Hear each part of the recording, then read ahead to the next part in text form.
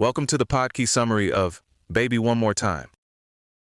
Today's story is how one oddly phrased breakup song became a full-on pop reset button. Baby One More Time wasn't just a massive hit for Britney Spears. It became a template for late 90s pop music video marketing and the very specific art of sounding innocent and provocative at the same time. And the wild part is how many pieces had to click into place. A rejected song, a nervous recording session in Sweden, a cheap school uniform look that turned iconic, and a chorus people argued about while also absolutely never forgetting it. This thing started life as a cast-off, which feels a little rude in hindsight. Max Martin originally wrote Hit Me Baby One More Time for the Backstreet Boys and TLC, and the Group 5 passed on it too. Jive executives heard the potential, but they also knew the title was going to be a problem, because Hit Me landed a lot harder in American English than they were comfortable with. So the title got softened, but the core hook stayed. And that hook was pure Chiron Studios craft.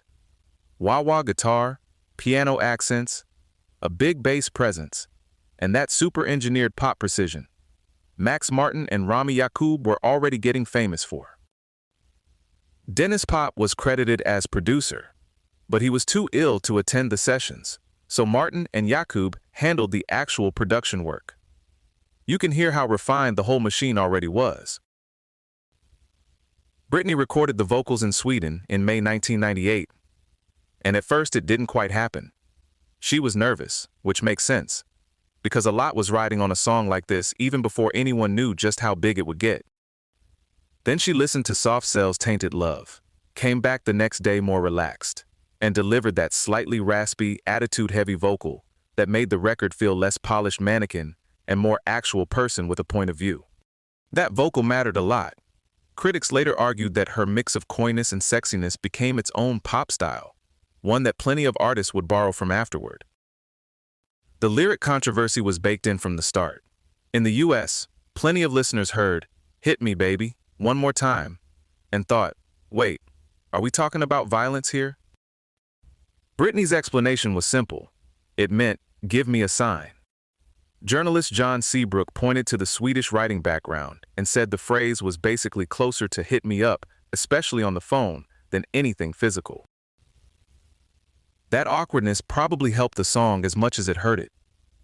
Underneath it, the story is very basic and very relatable. Someone regrets a breakup and wants the other person back. So you had a teenage longing song with an instantly debatable chorus. And that's a pretty effective way to get both kids and adults paying attention at the same time. Then came the video, which is where Britney's instincts really mattered. The original idea was more cartoonish, but she pushed for something that actually looked like her fans' world. A school setting, hallways, dance scenes, something recognizable.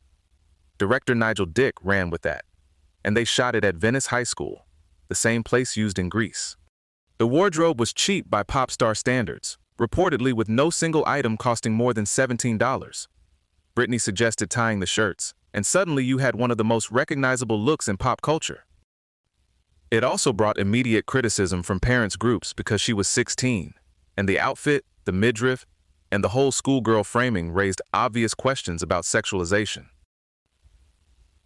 That tension became central to her breakthrough. The image was clean enough for Disney Channel and suggestive enough for MTV, and that balancing act turned out to be commercial gold, even if it also made people uneasy. When the single came out on September 29, 1998, it didn't just do well, it exploded. It topped charts in more than 20 countries and sold over 10 million copies worldwide. In the US, it spent 2 weeks at #1 on the Billboard Hot 100 and stayed on the chart for 32 weeks. The UK numbers were especially huge. It sold 460,000 copies in its first week there, passed 1.445 million by the end of 1999, became the year's best-selling single, and by August 2022 had reached 2 million in UK sales. Maybe the bigger industry story is what it proved. Labels had argued that the market wanted groups like the Backstreet Boys and Spice Girls, not another solo teen act. Britney changed that math very quickly, and the door opened wider for Christina Aguilera, Jessica Simpson, and Mandy Moore. People talk about this song as an inflection point for a reason. Rolling Stone ranked it the greatest debut single of all time in 2020, and a lot of critics have pointed to its giant gleaming production as part of what redefined late 90s radio pop and kicked the teen pop resurgence into overdrive. Its importance wasn't only the sales, it was the combination of the production style and Britney's vocal persona, which together became a reusable formula for the industry. And the timing was perfect. MTV could push the song and the video at once across the country, which made the takeover feel almost immediate. It was a reminder of how much power music television still had at the end of the 90s, both creatively and financially. One of the best signs that a pop song is built unusually well is that it survives being dragged into completely different genres. This one absolutely has. Travis turned it into something slow and ominous, and later covers came from Tori Amos, Ed Sheeran, Bowling for Soup, August Burns Red, Flesh God Apocalypse, and Tenacious D, which is a wonderfully chaotic guest list.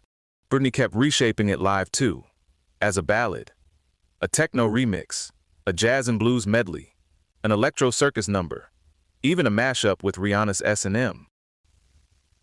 It also became cultural shorthand for late 90s pop itself, popping up in movies and shows like Robots, Spring Breakers, Glee, Superstore, and even Kung Fu Panda 4 in 2024.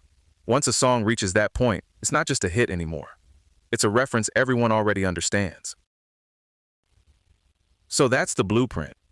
A deceptively simple heartbreak song, a perfectly engineered chorus, a star-making vocal, and a video image nobody could ignore.